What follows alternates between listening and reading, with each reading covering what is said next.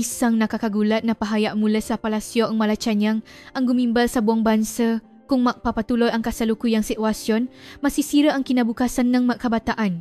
Isang nakakabahalang estadistika ang inilabas.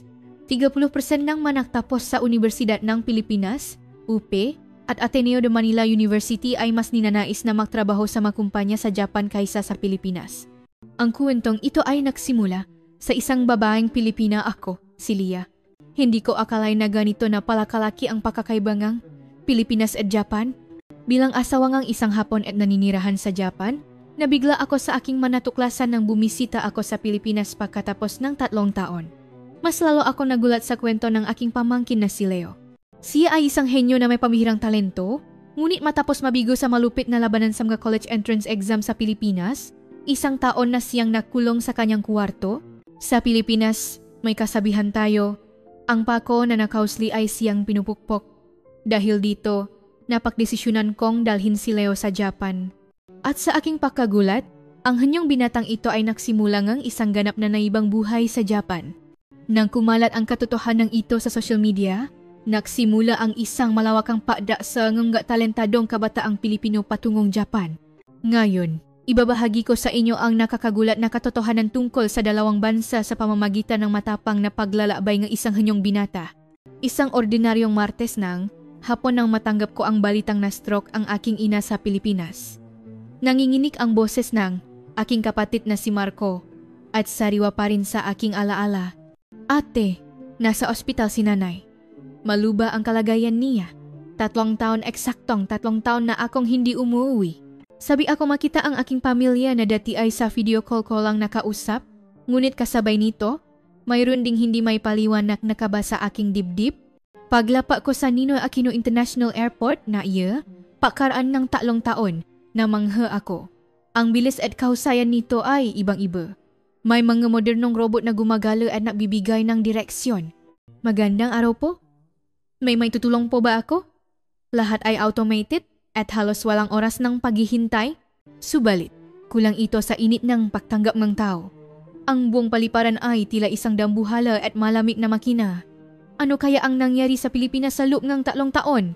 Ako'y nalito sa atmosperang ibang-iba sa magalang at medyo mas mahinahong pamumuhay sa Japan. Matapos iwanan ang magulong paliparan, sumakay ako sa tren. Naalala ko ang tanawin sa Tokyo na iniwan ko 3 oras lang ang nakalipas. Sa Narita Airport, bawat staff ay personal na bumabati nga Otsukaresama desita. Salamat sa iyong pagor. At masusing tinitingnan kahit ang sulat kamay na dokumento. Maaring hindi ito gaanong episyente, ngunit mayroon itong kapanatagan. Ang biyahe sa tren patungong Maynila ay mas lalo pang nakakagulat. Mabilis ang biyahe, ngunit ang tanawin mula sa bintana ay nagpamanhit sa akin. Isang dagat ng makakamuhang high-rise condominiums ang walang katapusang nakatayo. Isang tanawing walang pakakaiba-iba at nakakasakal. Sa Tokyo kung saan ako nakatira, makakasamang nabubuhay ang mga luma at bagong gusali at bawat distrito ay may sariling pakakakilanlan. Ganito na ba kasikip sa Pilipinas? Hindi ko maiwasang ibulong. Isang dalagang nakaupo sa tabi ko ang mapait na ngumiti. Matagal ka na po sigurong nakatira sa Japan? Ano? Hindi pa rin nagbabago, di ba? Itong nakakasakal na pakiramdam. Agad kong naintindihan ang ibig niyang sabihin. Ang tanawin sa bintana ay hindi na bago mula 3 taon na ang nakalipas. Sa katunayan, tila mas dumami pa ang bagong kondominium na lalong napadada sa pagiging uniforme nito. Sa Japan, nasaksihan ko kung paano dahan-dahang umuunlad ang malungsot habang pinapahalagahan ang malumang bagay. Ngunit dito, para bang kahapon lang itinayo ang lahat. Gabi na nang makarating ako sa istasyon. Puno itong mataong pauwi mula sa trabaho. Ngunit mahirap makahanap ng sigla sa kanilang mga mukha. Lahat ay pagod at nagmamadaling maglakad. Halos nagtutulakan. Sa taksi papunta sa bahay, patuloy akong nakatingin sa labas ng bintana. Ganito na ba kalaki ang ipinagbago ng Pilipinas at Japan? Nagsimulang bumigat ang aking dibdib. Ano na kaya ang kalagayan ng aking pamilya? Lalo na si Leo, ang pamangkin kong 20 taong gulang na. Kumusta na kaya siya? Habang dumadaan ang taksi sa Bonifacio Global City, BGC, hindi ako makapaniwala sa aking nakita. Ang BGC, na dating itinuturing na pinakamodernong sentrong ng Pilipinas, ay tila nabaluktot. Maningning pa rin ang neon sign, ngunit karamihan sa mga ito ay para sa mga aesthetic clinic at mga review center para sa college entrance exams. Manong, bakit po naging ganito ang BGC? Napabuntong hininga ang driver sa tanong ko. Mukhang matagal ka nang hindi nakakawi, ma'am. Ito na ngayon ang pabrika ngang kagandahan at larangan ng digmaan para sa mga exam. Ang mga kabataan, desperadong magkaroon ngang pare-parehong muka at makapasok sa magagandang universidad. Nagkakagulat ang kanyang mga salita. Nung bata pa ako, ang BGC ay lugar ng magapangarap. Ngayon, ito na ang lugar kung saan nagtitipon ang mataong puno ng pakabalisa at kompetisyon. Lalo akong nagulat sa mga kabataang naglalakat sa kalsada. Lahat sila ay nakaswat ngang ma-branded na gamit at may hawak na pinakabagong smartphone, ngunit ang kanilang nga mukha ay malungkot. Tila desperado silang huwak maiwan ng iba. Nang dumaan ako sa isang convenience store para bumili ng pasalubong, muli akong nagulat. Ang cashier ay isang binatang nasa late 20s. Sa napakagaling na hapon, sinabi niya, "Arigatou gozaimasu." Ang galing ninyong maghapon, sabi ko. Isang mapait na ngiti ang kanyang isinagot. Opo, gusto ko kasing magtrabaho sa isang Japanese company. Nagtapos ako sa UP, pero mahirap makahanap ng magandang trabaho dito sa Pilipinas. Pangarap kong magtrabaho sa isang stable na kumpanya sa Japan. Isang nagtapos sa UP na nangangarap magtrabaho sa Japan habang nagtatrabaho sa isang convenience store. Hindi ka panipaniwala. Ang UP ay katumbas ng University of Tokyo sa Japan. Habang papalapit ako sa bahay, lalong bumibigat ang aking pakiramdam. Kailan pa naging isang bansang hindi na makapangarap ang makabataan ang Pilipinas? Ang pinaka-nakakagulat ay ang mga billboard ng mga review center sa bawat sulok. Mula elementarya hanggang high school, lahat ng bata ay nag-aral sa mga review center hanggang hating gabi. Ito na ang katotohanan. Halos maya ako. Bago ako umalis patungong Japan, mahigpit na ang kompetisyon, ngunit ngayon tila mas lumala pa. Pasado 9:09 ng gabi nang makarating ako sa bahay. Ang gusali ng aming condominium ay moderno ngunit may malamig na pakiramdam. Tahimik na umakyat ang elevator. At ang review center na nakadikit sa dingding ay tila nagsasalaysay nga. Katotohanan ng bansang ito. Nang pindutin ko ang doorbell, binuksan ni tatay ang pinto, ang kanyang itsura, na mas tumanda kumpara noong 3 taon na ang nakalipas, ay napaduro sa aking puso. "Lia, anak, mabutit na kawi ka." Mahina ang boses ni tatay. Pagpasok ko sa loob, mas lalo akong nabigla. Bago at mukhang mamahalin ang kasangkapan, ngunit ang sala ay may malungkot na pakiramdam. Tila ang bahay sa Pilipinas ay hindi na isang lugar para magpahinga, kundi isang bagay na ipinapakita sa iba. Sa sandaling iyon, may sumilip mula sa dulo ng pasilyo at mabilis na nagtago. Si Leo iyon, ang pamangkin kong 1 taon nang hindi lumalabas ng kwarto. Oras ng hapunan. Mabigat ang pakiramdam sa muling paksasama sa mga pamilya. Nasa ospital si nanay, kaya't naroon lang si tatay, ang kapatid kong si Marco at ang kanyang asawa, at ang bakanteng upuan ni Leo. Simpleng ulam lang ang nakahain sa mesa. "Ate, kumusta ka na sa Japan? Masaya ka ba?" tanong ni Marco. Baka sa kanyang mukha ang pagod. "Oh, ayos naman ako. Ikaw, kumusta ang kumpanya ninyo?" Sa tanong ko, ibinaba ni Marco ang kanyang mga kubyertos. Sa totoo lang, may malawakang performance evaluation sa susunod na buwan. Malamang may isang tao sa departamento namin ang magvo-volunteer na mag-resign o sa madaling salita, matatanggal. Nakakagulat na balita. Nagtatrabaho si Marco sa isa sa pinakamalaking korporasyon sa Pilipinas. Ngunit kahit doon ay hindi sigurado ang trabaho. Paano na niyan? Ang kinabukasan ni Leo? Napabuntong hininga ang asawa ni Marco. Si Leo, mukhang walo ng ganang maaral sa kolehiyo. Sabi niya, kahit makatapos pa siya, hindi rin naman siya makakapasok sa magandang kumpanya. Lahat ng kaibigan niya, naghahanda na para sa civil service exam. At saka, putol ni tatay sa usapan, ang lipunan natin ngayon ay napakahirap na para sa mga kabataan. Patuloy na tumataas ang presyo ng bilihin, pero ilan lang ang disenteng trabaho. Dati, naniniwala kami na kung magsisikap ka, may mararating ka. Pero ngayon, masakit tingnan ang isura ni tatay habang hindi niya matapos ang kanyang sasabihin.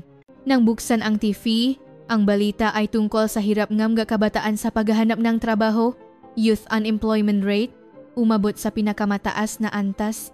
Mga living space sa Metro Manila, patuloy na dumarami. Inilipat ni tatay ang channel, Marahil ay nasaktan ang kanyang amor propyo. Ngunit halos pareho lang ang balita sa ibang channel. Isyong dinasti sa mga malalaking korporasyon muling gumusbong. Makasang suicide dahil sa sobrang pagod sa trabaho hindi humihinto. Lahat ng balita ay sumasalamin sa madilim na katotohanan ng lipunang Pilipino. Ako'y gulong-gulo. Bilang asawa ng isang Hapon, pakiramdam ko ay wala akong kinakampihan. Buti ka pa ate. Nakapangasawa kang Hapon, sabi nga patid ko. Isang mapait na ngiti ang sumilay sa aking labi. 3 taon na ang nakalipas. Lahat kayo naalala, di ba? Nang sabihin kong magpapakasal ako sa isang Hapon, sinabi ninyong malaki ang pagkakaiba ng kultura. Nung panahong iyon, talagang naalala ako. Lahat ng pamilya ko ay naalala, lalo na si tatay. Paano kayo makakaintindihan kung makaiba ang wika ninyo? Sabi niya. Ngunit ngayon, malaki na ang ipinagbago ngang sitwasyon. Noon, meron kaming prejudice. Inamin ko, tapat na paamin ni tatay na nabigay ng kaunting init sa aking puso. Pagkatapos kumain, inaya ako ni Marco na maglakad-lakad. Nang sumama ako, dinala niya ako sa isang lugar kung saan siksikan ang review center at study hub. Pasado 10:00 ng gabi, ngunit maliwanag pa rin ang magusali at maraming kabataan ang pumapasok at lumalabas. Ito ang araw-araw na buhay namin dito, mahinang sabi ni Marco. Ang imahe, ng mga kabataang nagtitiis na hindi bumili kahit isang kundi o inumin para lang makapag-aral ng tahimik ay tumatak sa aking isipan. Sa Japan, ang pag-inom sa izakaya pagkatapos ang trabaho ay isang paraan para makapag-relax. Ngunit dito, pag-aral lang ang lahat. Habang paalis kami sa gusaling ng review center, nagtanong si Marco, Ate, totoo ba na sa Japan, lahat ng tao ay payapang namumuhay? Hindi naman lahat, pero sa tingin ko, mas may kapayapaan ngang isip sila kaysa dito. Kapayapaan ngang isip ha? At saka, tungkol kay Leo. Noong bata pa siya, talagang kakaiba siya.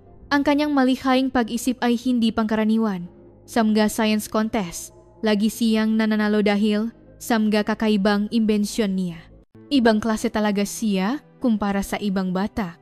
Ipinagpatuloy ni Marco. Noong elementarya, lahat ng guro ay pinupuri si Leo. Itong batang ito, magiging isang mahusay na inventor balang araw, sabi nila. Hindi na naipagpatuloy ni Marco ang kanyang sasabihin at tumingala sa langit. Walang mabituin sa kalangitan ng Maynila. Dahil kaya sa liwanag ng siyudad, hindi ko na nagawang matanong kung bakit. Napakalungkot ng ekspresyon ng aking kapatid. Pauwi. Dumaan ako sa harap na kuwarto ni Leo. May kaunting liwanag na sumisilip mula sa siwangang pinto. Leo, si tita mo ito? Pwede ba akong pumasok? Walang sagot, pero alam ko kung gaano nagdurusa ang batang nasa loop. Bukas, kakausapin ko talaga si Leo, ipinangako ko sa aking sarili. Kinabukasan ng umaga, matagal akong tumayo sa harap ng kwarto ni Leo, kahit kumatok ako, walang sumasagot. Pero hindi ako sumuko, umupo ako sa harap ng pinto at nagsimulang magsalita. Leo, si tita mo ito. 3 taon na tayong hindi nakita. Pwede ko bang marinig man lang ang boses mo? Pagkatapos kang mahabang katahimikan, isang mahinang boses ang narinig ko. Tita, long time no see. Pwede mo bang buksan ang pinto? Gusto kong makita ang mukha mo. Isang mahabang buntong hininga muli. Pakaraan, dahan-dahang bumukas ang pinto. Ang isura ni Leo na lumabas mula sa dilim ay nakpahinto sa aking pahinga. Maputlang mukha, malalim na mga mata, magulong buho, halatang halata na isang taon na siyang nakukulong sa kuwarto. Pwede ba akong pumasok? Tumango si Leo at maingat akong pumasok sa loop. Ang madilim na kuwarto, nasarado ang kurtina, ay puno nga computer, hindi pa tapos na maliliit na robot at mga librong teknikal. Ngunit sa isang bahagi ng dingding, maayos na nakasabit ang masertipiko mula sa mga invention contest na napanalunan niya nung bata pa siya. Leo, anong nangyari? Bakit ka naging ganito? Dahan-dahang nagsalita si Leo. Tita, hindi na ako mag-aral sa kolehiyo. Wala rin namang saysay. Tingnan mo ang mga kaibigan at senior ko. Kahit natapos sila sa UP, sa huli, natatrabaho sila sa isang supplier ng malaking korporasyon at sobra-sobra ang pagod. Kahit natapos sila sa Ateneo, ilang taon na silang bumabagsak sa civil service exam. Pero kailangan mong makaroon ng paasa. Mapait nang ngumiti si Leo sa aking sinabi. Pag-asa? Anong pag-asa ang mayroon sa Pilipinas? Hindi mo siguro alam? Tita, pero noong high school ako, sobrang hirap ngang pinagdaanan ko. At nagsimula si Leo sa isang nakakagulat na kwento. Hanggang middle school, masaya pa ako. Gumagawa ako ng gusto kong gawin, nananalo sa mga contest. Pero nagbago ang lahat pagpasok kong high school. Dahil mas abala ako sa pag-imbento kaysa sa paaral para sa mga exam, tila nagalit sa akin ang maguro. Nagsimulang mamo ang luha sa mga mata ni Leo. Nung una, maliliit na bagay lang. Imbes na gawin mo yung walang kwentang bagay, sagutan mo ang mas maraming problema, pero unti-unting lumala. Sinira nila ang robot na ginawa ko at sinabing basura yon, itinago ang mga application form ko para sa contest, at inalis ako sa group chat ng klase sa social media. Naduwo ang puso ko. Isang batang mahinyong pakamalihain ang ginipit dahil sa isang sistema ng edukasyon na nakatuon sa pagkakapare-pareho.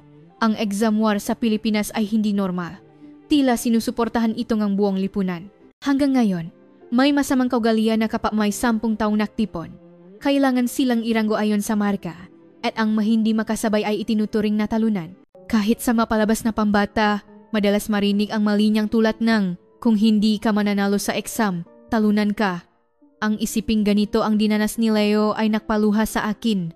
Tita, alam mo ba kung anong sinabi sa akin ng teacher nang sumubok akong humingi ng tulong? Ikaw kasi, wala kang kooperasyon? Subukan mo namang makibagay sa iba. Walang sinabi sa magurong gumawa ng problema. Kaya sinabi ko kay tatay at pinuntahan niya ang eskwelahan. Pero alam mo ba kung anong sinabi ng eskwelahan? Wala po kaming ganyang patakaran sa aming paaralan. Baka nakamali lang po ang intindi ang mga estudyante. Nagsimulang umiyak si Leo. Sa huli, ako ang umalis sa eskwelahan. Ang nga guro, walang natanggap na parusa at hanggang ngayon ay nagpapalaki nga elite yung nga estudyanteng papasok sa magagandang universidad. Ako lang ang naging ganito. Itinuro ni Leo ang mga sertipiko sa dingding. Ano ang silbi ng lahat nga ito? Ano ang silbi ng pagiging malikhain?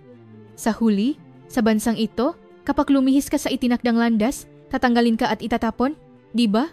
Ngayon, naintindihan ko na kung bakit hindi lumalabas si Leo sa kanyang kuwarto. Hindi siya prinotektahan ng eskwelahan at ng lipunan. Sa Japan, iba raw, di ba?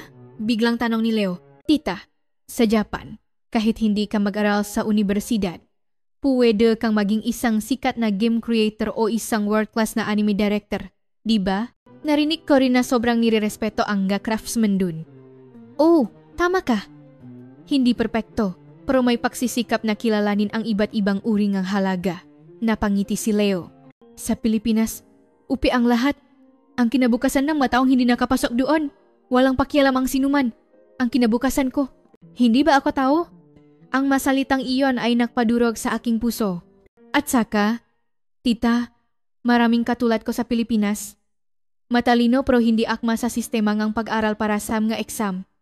Ang nga batang tulad namin, lahat sila sinusubukang umalis ng bansa. Ang ganaywan dito ay yung nga taong mahusay na umangkop sa sistema. Anong kinabukasan ang mayroon sa isang bansang paunti-unti nang nawawalan ng natatanging talento? Bumigat ang aking dibdib sa desperadong pagtatapat ni Leo. Ngunit kasabay nito, nakakita akong isang posibilidad. Kung makakabangon muli ang batang ito, tiyak na makakaroon siya ng magandang pagkakataon. Leo, kung gusto mo bang sumubok sa Japan? Sa aking nga salita. Gulat na tumingin sa akin si Leo. Tita, posible ba yon? Sa sandaling iyon, nagdesisyon ako. Gusto kong bigyan ng bagong pagkakataon ang batang ito. Gusto kong ipakita ang pag-asa sa hanyong ito na nalulunot sa kawalan na pag-asa.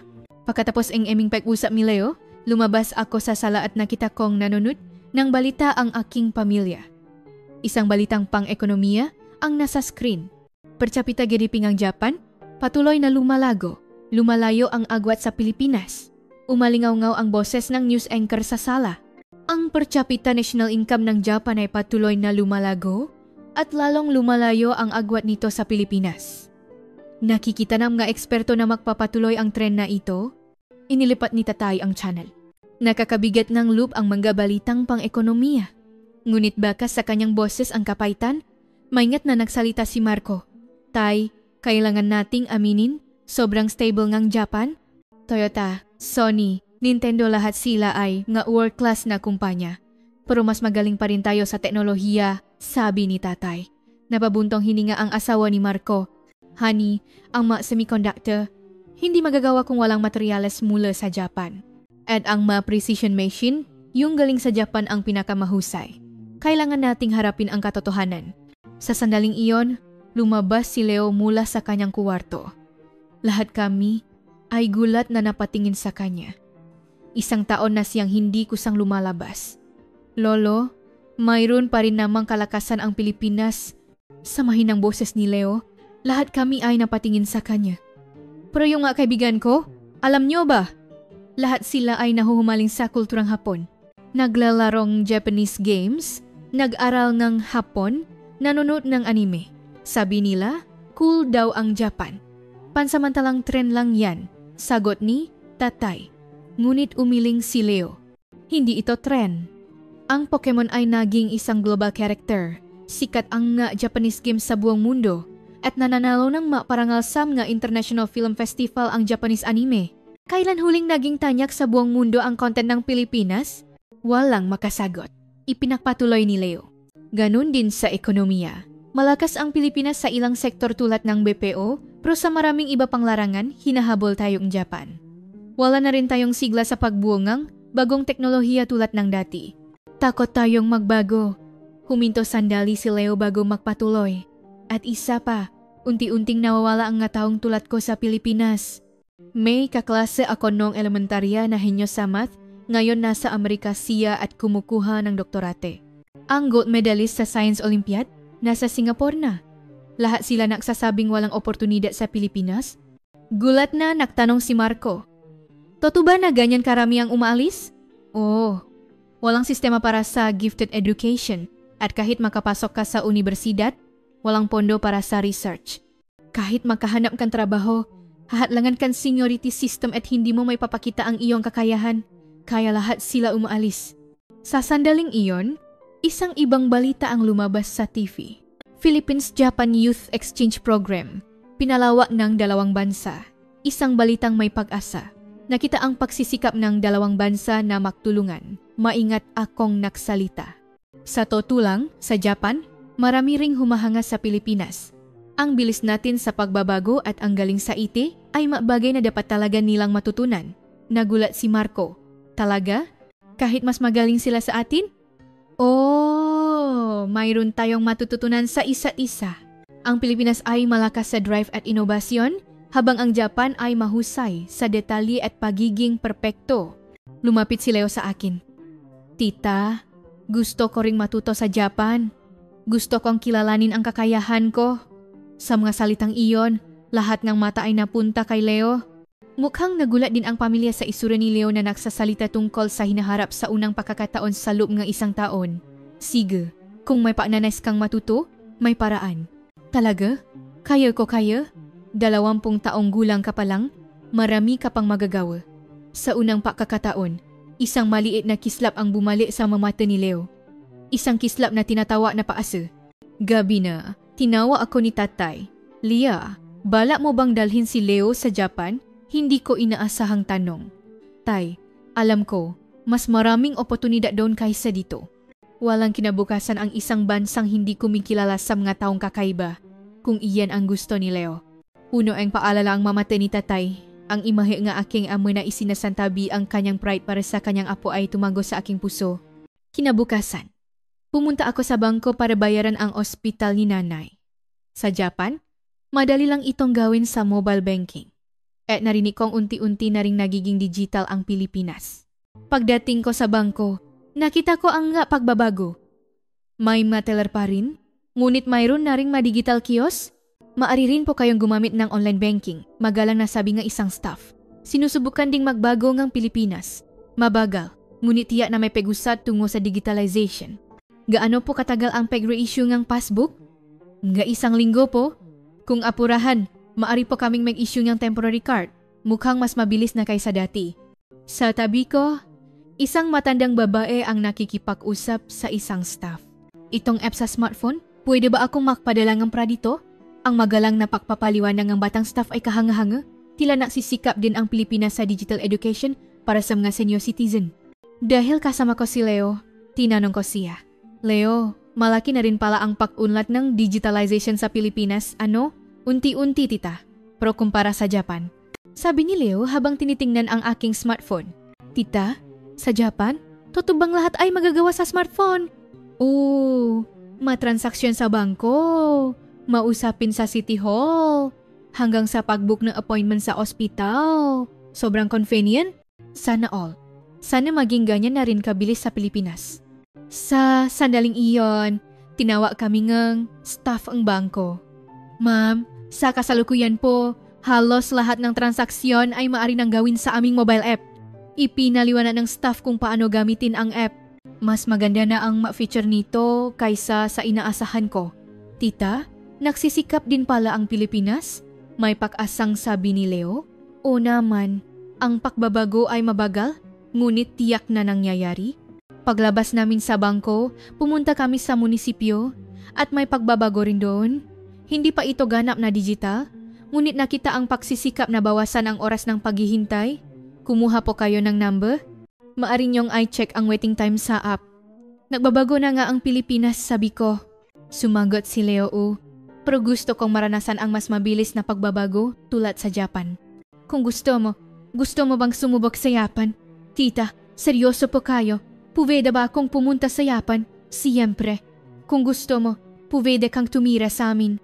Nang sabihin ko ito, nagsimulang umiyak si Leo. Tita, maraming salamat. Kung possible, gusto ko talagang pumunta sa Japan. Sa unang pagkakataon, nagliwanag ang mamata ni Leo. Hindi lang ito simpleng pagtakas.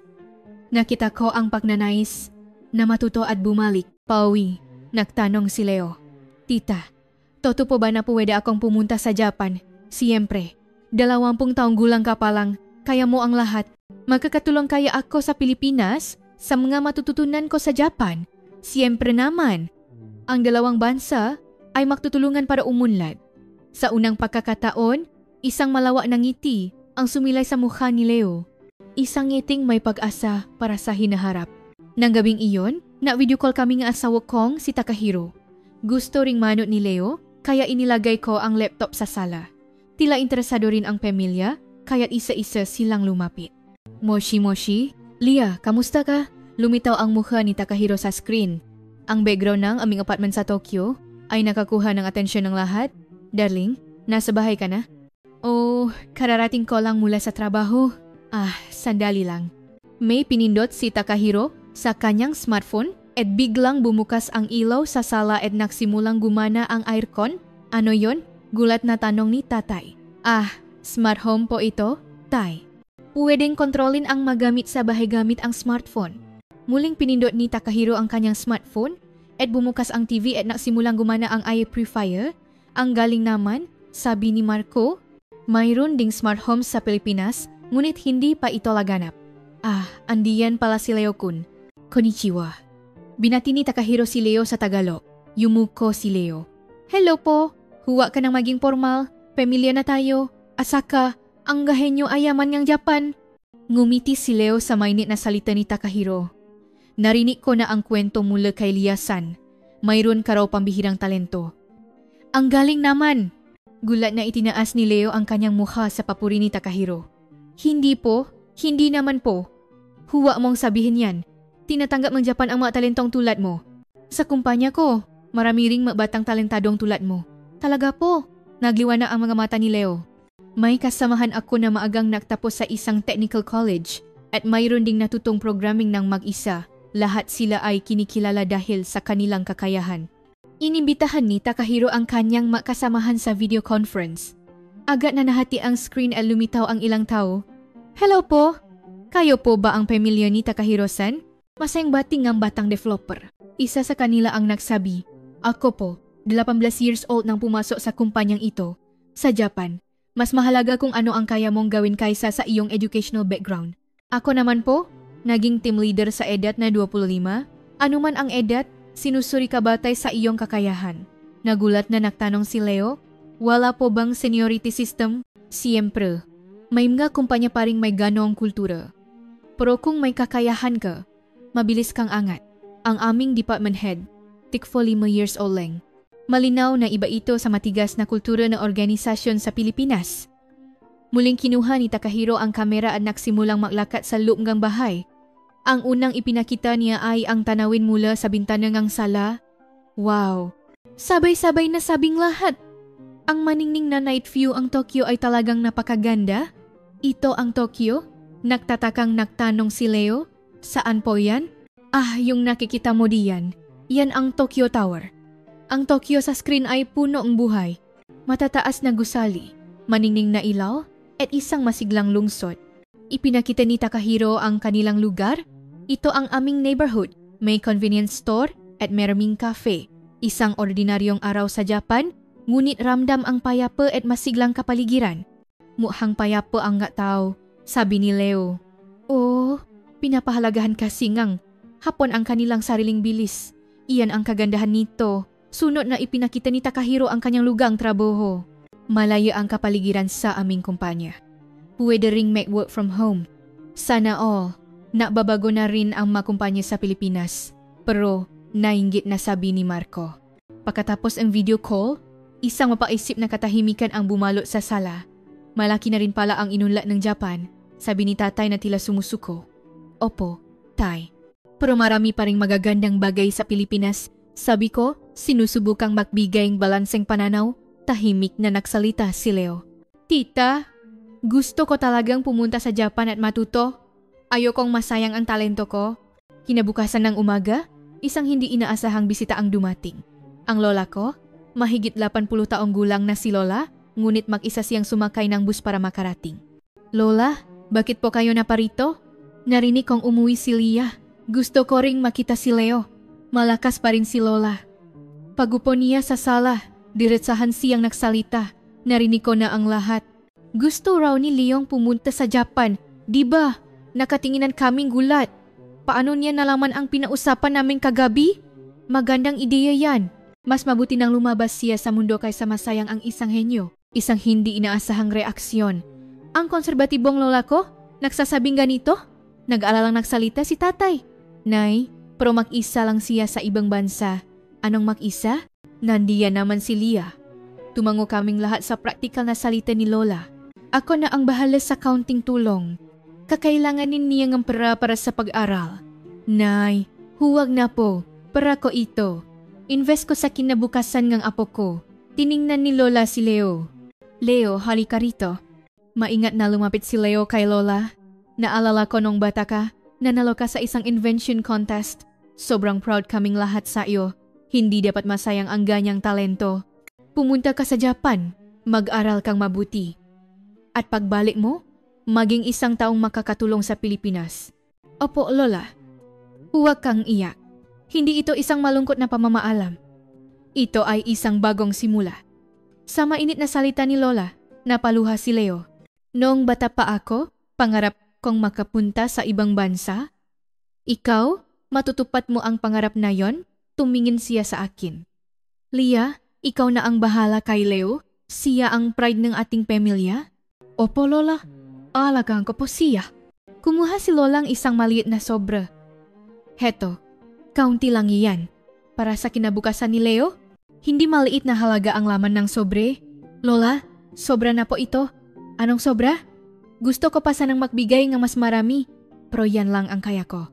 Ramdam ko ang pagmamahal ni Lola at uminit ang aking dibdib. Nang gabing iyon, naktipon ang pamilya at nagkaroon ng seryosong pausap. Kung gusto talaga ni Leong umalis, hindi ako tututol, unang nasalita si tatay. Pumunta ka at matuto ka ng marami. Sana may pakita mo ang iyong talento. Sumang-ayon din si Marco. Nandiyan naman si ate, kaya panatak ako. Alagaan mo si Leo. Naantik si Leo sa suporta ang pamilya.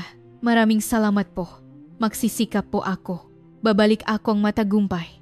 Pagkaalis ni Lola, isang tawag ang dumating mula sa ospital. Nakamalay naro si nanay. Namamadali kaming pumunta sa ospital. Papasok namin sa kwarto, nakahiga si nanay sa kama. Sobrang payat niya, ngunit malinaw ang kanyang isip. Nay, hinawakan ko ang kanyang kamay at ngumiti siya. Lia, salamat at dumating ka. Mahina ang kanyang boses, ngunit mainit. Si Leo. Kumusta si Leo? Lumapit si Leo sa tabing kama. Lola, andito po ako. Hinawakan ni nanay ang kamay ni Leo. Leo ko, nahirapan ka. Ano? Lola. Humagulgol si Leo. Tumingin sa akin si nanay. Lia, narinig ko na. Gusto raw ni Leong pumunta sa Japan. Opo, Nay, magandang ideya yan. Mas maraming oportunidad doon kaysa dito. Pareho pala kaming iniisip ni nanay. Alam ko, naalala akong malayo siya, pero kailangan ni Leo ng bagong simula. Huminga ng malalim si nanay at napatuloy. Sa totoo lang, mula pagkabata ni Leo, naalala na ako. Sobrang talino niya kasi. Nay, ang Pilipinas ay isang bansang pumupukpok sa nakausling pa ko. Mahirap mabuhay kapag lumihis ka sa karaniwan. Noong nahihirapan si Leo sa high school, wala akong nagawa. Sobrang sakit ng dibdib ko. Namuo ang luha sa mga mata ni nanay. Kung ipinanganak lang sanang ordinaryo ang batang ito, hindi sana siya ganito nahirapan?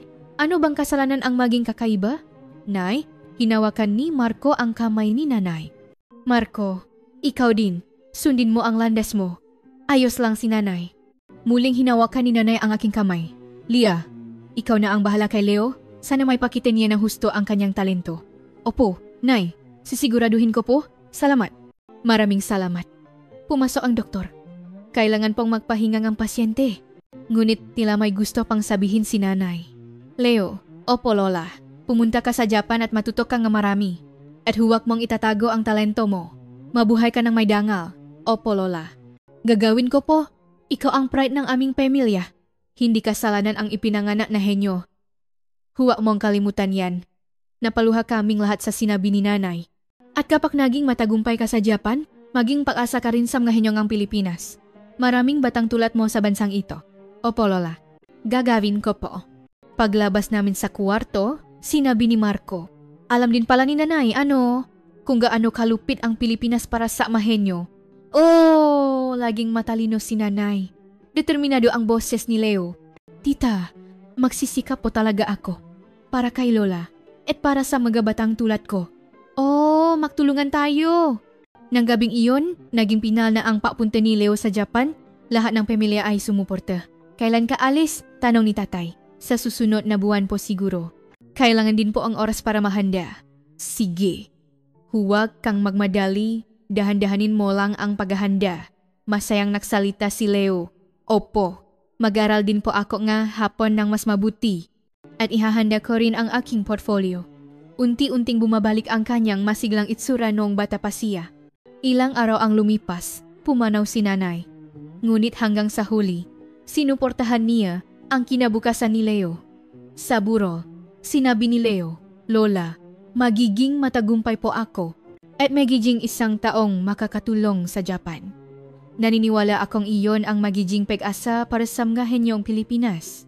Masaya marahil si nanay sa langit, alam na ang kanyang apo ay magsisimulang ng isang bagong hamon. Nang gabing iyon, matagal kaming nausap sa telepono ni Takahiro sa Tokyo. Kailangan naming seryosong pausapan ang pagdadala kay Leo. Hello Lia, natapos na ba ng maayos ang burol ng nanay mo? Napanata ako sa mainit na boses ni Takahiro. Oh, salamat.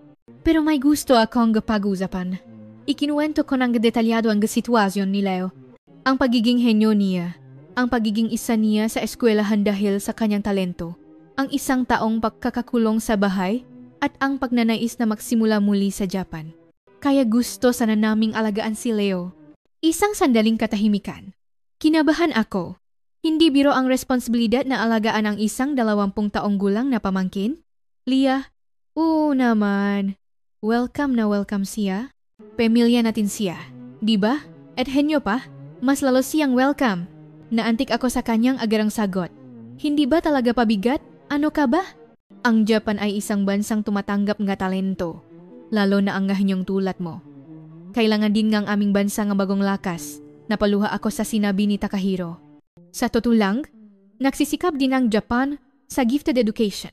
May mga technical colleges, vocational schools, at mga sistema sa loop ng mga kumpanya para hubugin ang mga batang talento. Talaga? Oo. At saka, aktibo rin ang nga kumpanya sa pagkuha ng mga batang talento. Hindi mahalaga ang edad o educational background, basta may kakayahan, kinikilala ka, isang balitang puno ng pag-asa. At saka, sa lugar natin, marami ring nga Pilipino. May mga restaurant ding Pilipino, Kaya kung ma-homesick si Leo-kun, may tutulong sa kanya. Ipinapatuloy ni Takahiro. Kakausapin ko rin ang mga magulang ko. Tiyak na matutuwa sila kapag sinabi kong mayroon na silang hanyong apo. Mahili pa naman sa edukasyon ang nanay ko. Maraming salamat. Wala yon, pamilya tayo. At ang ngahenyo, yaman ng bansa. Kailangan silang alagaan. Kinabukasan, formal kong inalok si Leo. Leo, sasama ka sa tita mo sa Japan. Nagliwanag ang mga mata ni Leo. Talaga po? Talaga? Pwede po akong sumama? Siyempre. Pamilya tayo, di ba? At sabing tito mo, welcome ka raw. Lalo na nang malaman niyang henyo ka, mas lalo siyang natuwa. Pero hindi po ako masyadong marunong maghapon. Matututunan mo yan. Ang tita mo nga, noong una, hindi rin marunong. Ngayon, ang galing ko na. Diba? Puno ngang pag-asang nagtanong si Leo. Ako, kaya ko po kayang magsimula muli sa Japan. Siyempre. Matalino ka, may talento, at higit sa lahat, bata ka pa. Sa sandaling iyon, nagsalita si tatay. Leo, umalis ka. Sinusuportahan ka ni Lolo. Nagulat kaming lahat. Ang konserbatibong tatay ko. Nagsasabing ganito, malawa ang mundo. Hindi lang Pilipinas ang lahat. Pumunta ka at ipakita mo ang iyong talento.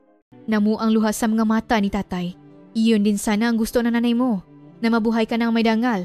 Sumingit din si Marco. Leo, oportunidad yan. Huwag mong palampasin. Pupunta ka sa isang bansang kumikilala sa mga henyo. Nagsimulang umiyak si Leo sa suportang pamilya. Salamat po. Maraming salamat po. Mula sa araw na iyon, nagsimula ang paghahanda. Pag-apply ng visa, paghahanda ng dokumento, at pag-aral ng basic Japanese.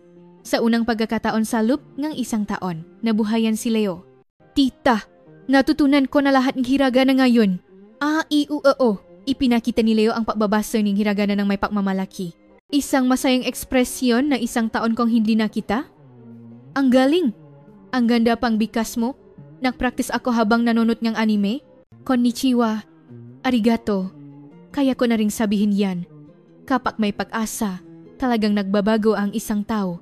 Araw-araw, maaga siyang gumigising para mag-aral ng Hapon at alamin ang kultura ng Japan. Habang tinitingnan ang impormasyon tungkol sa buhay sa Japan na ipinadala ni Takahiro, sinabi ni Leo, Tita, mukhang payapa talaga ang Japan, ano? Kaya ko kayang ipakita ang kakayahan ko doon? Siyempre. Nagbabago ka na nga, di ba?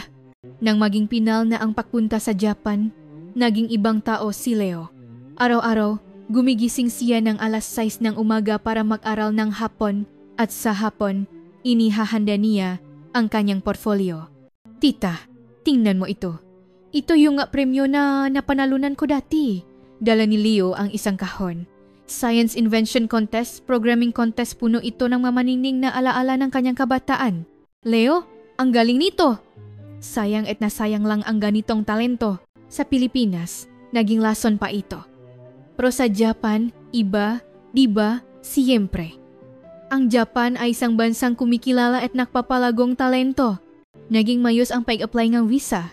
Napakasunduan na pupunta muna siya gamit ang tourist visa at habang nag-aral ng wika, hahanap kami ng paraan para sa pangmatagalang pananatili. Wow, ang visa application sa Japan, papel pa rin pala. Medyo nagulat si Leo. Medyo matagal pero sigurado. 2 linggo pa katapos, isang kaibigan ang bumisita kay Leo. Leo, totoo bang pupunta ka na sa Japan? Nakakaingit. Gusto ko rin sanang pumunta. Sana inggit na itsura ang kaibigan. Sinabi ni Leo, kaya niyo rin. Huwag kayong sumuko. Impossible sa amin. Ordinaryo lang kami. Pero narinig ko, kinikilala rin daw ng Japan ang mga tao nagsisikap. Nakakalungkot ang sumusukong boses ng kanyang kaibigan. Ngunit iba si Leo. Natatakot din ako. Pero mas nakakatakot ang mabulok dito. 1 linggo bago umalis, nagpaalam kami sa magkapitbahay.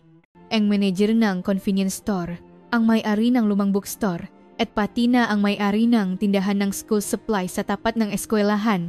Leo, mag-ingat ka sa Japan ha? Sana may pakita mo ang iyong talento.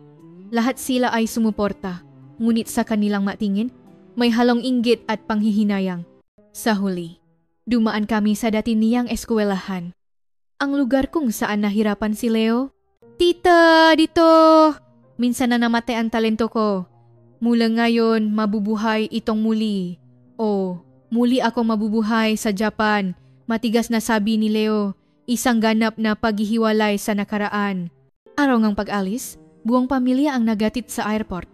Si Marco at ang kanyang asawa, si tatay, at sa aming pagkagulat, dumating din si Lola.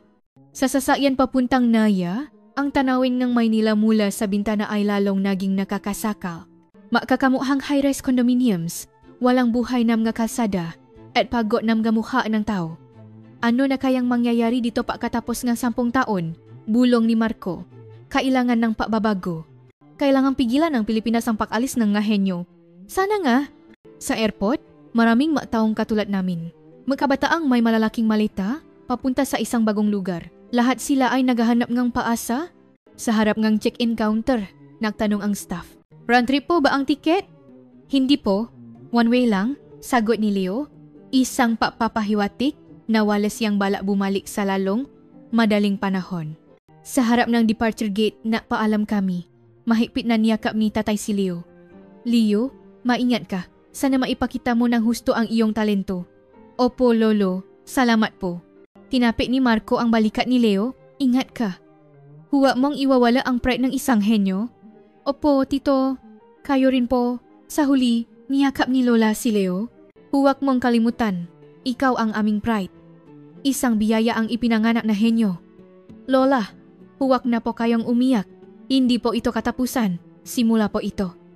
Tumango kaming lahat sa sinabi ni Lola. Bago pumasok sa gate, lumingon si Leo. Ingat kayo. Babalik akong matagumpay. Maging isang taong magbibigay ng pag-asa sa mahenyo ng Pilipinas. Kaya mo yan. Fight. Ngunit alam naming lahat. Kung magiging matagumpay si Leo, malamang hindi na siya babalik sa Pilipinas. Nang lumipat ang eroplano, tumingin ako sa labas ng bintana. Ang lumiliit na imahe ng Pilipinas ay tila malungkot. Tita, kinakabahan po ako? Sabi ni Leo. Okay lang yan. Laging nakakakaba ang isang bagong simula. Hindi kaya ako magsisi. Ang pagsisisi ay para Sam nga hindi sumubok. Huminga ng malalim si Leo. Tama po kayo? Susubok ako para sa talento ko? Isang anunsyo ang narinig sa eroplano. Malapit na po tayong lumapak sa Narita International Airport. Ang oras po sa Japan ay... Tita, masisimula na. Oo, ngayon na ang tunay na simula. Habang nakatingin sa labas ng bintana, sinabi ni Leo, hindi kinilala ng Pilipinas ang talento ko. Pero naniniwala akong iba ang Japan. Mahina, ngunit punong kumpiyansa ang kanyang boses. Ang sandali kung saan magsisimula ang bagong hamon ng isang 20 taong gulang na henyo. Pagdating namin sa Narita Airport, napangganga si Leo. Tita, ito ba talaga ang airport? Dambuhalang salamin na kisami, malinis na sahig, at malinaw na mga sign sa lahat ng dako. Malinaw na iba sa naiya. Welcome Leo-kun, welcome to Japan. Sa immigration gate, nahihintay si Takahiro na may dalang bulaklak. Lia, pagod ka siguro. Hello po. Yumukong bati ni Leo. Huwa ka ng maging formal. Pamilya na tayo. At saka, ang mahenyo ay yaman ngang Japan. Ngumiti si Leo sa mainit na salita ni Takahiro. Habang palabas ngang airport, palingalinga si Leo. Ang dami pong multilingual signs. Oh, malinaw, di ba? Hindi lang English, marami pang ibang wika. May Tagalog din. Wow, ang galing. Papunta sa sakayan ng tren. Muling nagulat si Leo. Wow, ang staff po sa istasyon. Isa-isa silang nagbebenta ng tiket. Karamihan naman gumagamit ng IC card. Gagawa kitang isa. Sa tren papuntang Tokyo, hindi maalis ni Leo ang kanyang mata sa tanawin sa labas ng bintana. Ang iba-iba pong korte nga gusali. At may malumang templo rin. Pinapahalagahan kasi ng Japan ang lumang bagay. Mabagal ang pagbabago. Sa Pilipinas, sobrang iba na ang itsura ngayon kumpara 10 taon na ang nakalipas. Habang papalapit sa Shinjuku, lalong lumaki ang mata ni Leo. Tita, ito po ba ang Tokyo? Mas kalmado po dito kaysa sa Maynila at mukhang masaya ang tao. Pagdating namin sa apartment, muli siyang nagulat. Susi po ang gamit para buksan ang pinto? Hindi pa autolock? Hindi ba convenient? Hindi po. Parang mas mainit ang pakiramdam. Ang elevator ay hindi rin pinakabago. Ang Pilipinas ay parang future. Pero dito, parang may mga taong nakatira. Pagpasok namin sa bahay, mainit kaming tinanggap ng aking mabiyanan. Welcome, Leo-kun. Isang karangalan na isang henyo ang bumisita sa aming bahay. Hello po! Medyo awkward na bati ni Leo, ngunit agad siyang niyakap ng aking biyenan. Hello Kadian? Pamilya na natin? Welcome na welcome, ang nga talentong tulad mo. Sa hapag-kainan, may nakahandang pakaing Hapon at pakaing Pilipino. Nahanda ako ang adobo, baka mamiss mo ang pagkain sa inyo. Maraming salamat po. Naantik si Leo at napaluha. Huwag kang umiyak, kumain kang marami. Kailangan mong lakas para sa pag-aral. Sa mainit na pag-asikaso ng aking biyenan, nawala ang kaba ni Leo. Oo nga, palaleo ko narinig ko na. Mayroon ka raw pambihirang talento. Ang galing naman, sabi ng aking biyenan na lalaki. Hindi po, sa Pilipinas, hindi po iyon gaanong mahalaga. Ano ka ba? Sa Japan, pinapahalagahan ang ganyang talento. Sa kumpanya ko, marami ring nga batang tulad mo. Pagkatapos kumain, ipinakita namin ang kwarto ni Leo. Isang maliwanag at komportableng kwarto na may desk, kama, at pati na computer. Tita, ito po ba talaga ang kwarto ko? Siyempre, kwarto mo yan. Ang ganda po. Mas maliwanag at malinis kaysa sa kwarto ko sa Pilipinas. Sa labas ng bintana, tanaw ang night view ng Tokyo. Wow, ang dami pang ilaw. Parang buhay na buhay ang siyudad. Masigla talaga ang Tokyo kahit gabi. 24-hour city. Matagal na nakatayo, si Leo sa tabi ng bintana, pinakmamasdan ang tanawin. Sa Pilipinas, pag alas 9 ng gabi, halos lahat ng tindahan sarado na. Dito, bukas hanggang hating gabi. Ang convenience store, 24 hours din. Ibang-iba po talaga. Lahat ay payapa, pero malakas. Nang gabing iyon, hindi makatulak si Leo sa pananabik sa kanyang bagong buhay. Tita, ano po ang gagawin natin bukas? Una, lilibutin natin ang lugar, gagawa ang IC card, at kukuha ang smartphone. Tapos, hahanap din tayo ang Japanese language school. Opo, at hahanapin ko rin po ang lugar kung saan magagamit ko ang talento ko. Oh, dahan-dahan lang, isa-isa. Nagliliwanag ang mata ni Leo. Isang tingin na hinyo na puno nga paasa at pananabik. Tita, kaya ko po kayang magsimula muli? Kikilalanin kaya ang talento ko? Siyempre, ang Japan ay isang bansang tumatanggap ng talento. Opo, hindi ko na po itatago ang pagiging henyo ko. Habang nakatingin sa night view ng Tokyo, nangako si Leo. Sa lugar na ito, ipapakita niya ng husto ang kanyang talento. Unang linggo sa Japan, malaki na ang ipinagbago ni Leo. Araw-araw, naglalakat siya sa parke at nag-aral ngang Hapon sa isang kalapit na cafe. Tita, nag-order ako sa cafe kanina gamit ang Hapon. Talaga? Anong sinabi mo? Ay sukohi ohitotsu kudasai. Tama po ba? Perpekto. Ang ganda ng bigkas mo. Isang ngiti ang kumpiyansa ang sumilay sa mukha ni Leo. Isang ekspresyon na hindi ko nakita sa Pilipinas. Sa unang araw niya sa Japanese language school, kinakabahan si Leo, ngunit punong pananabik. Sensei, konnichiwa, ako po si Leo. Wow, ang ganda ng bigkas mo. Nag-aral ka na ba ang Hapon dati? Kaunti lang po, habang nanonood ng anime. Nang kumuha siyang placement test, nagulat ang guro. Leo-san, ang bilis ng isip mo. Ang galing ang iyong kakayahan sa pagkatutong wika. Ah, opo, kaunti. Welcome ang henyo sa Japan. Tuturuan kita ng mabuti. Sa klase, may mga estudyante mula sa iba't ibang bansa. China, Vietnam, at may mga kaibigan din siyang galing sa Pilipinas. Taga Pilipinas din ako. Taga Maynila. Talaga. Nice to meet you. Nakaroon si Leo ng unang kaibigan. Isang buwan ang lumipas, kaya na ni Leong makipausap sa basic conversation. Nagulat ang maguro sa bilis ang kanyang pakatuto.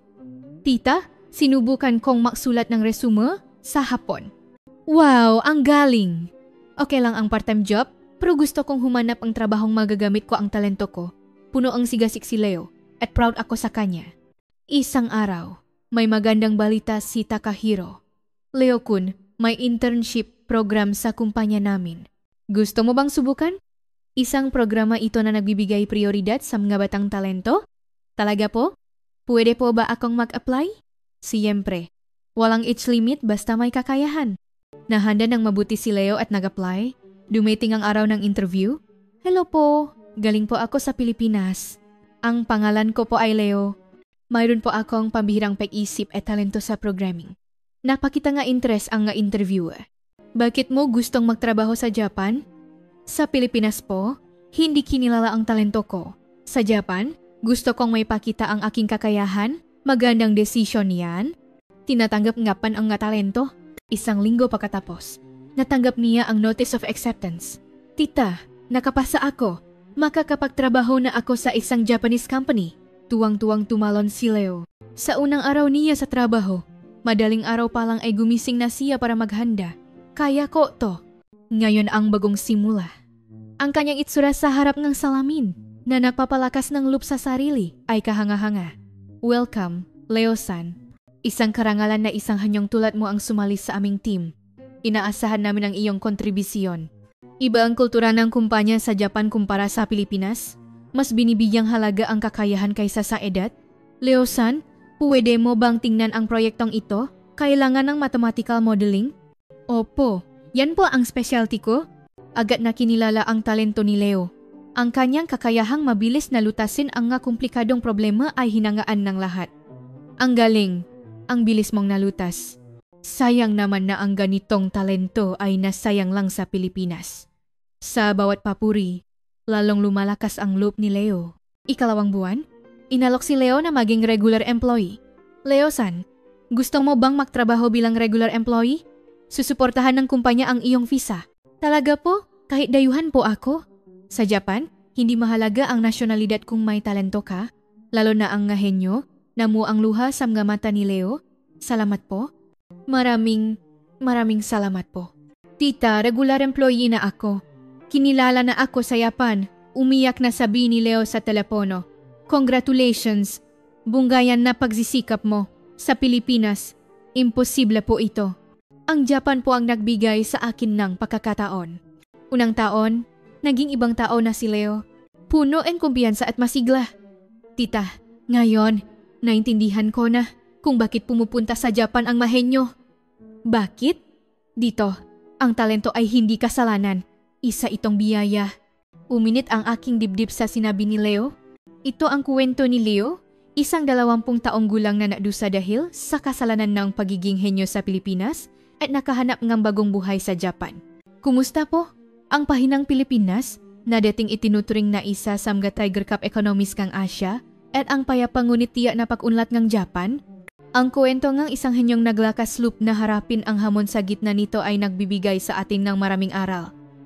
Mga kaibigan, ang kwentong ito ay hindi lang simpleng success story ng isang individual. Hanggang ngayon, maraming talento ang tumatawid ng hangganan para kilalanin ang kanilang kakayahan. Kung nakatulong po sa inyo ang kwento ngayong araw, mangyaring mag-subscribe at i-like ang aming channel. At sana po ay i-share ninyo ito. Ito po ang liham na nakakaantik. Maraming salamat po.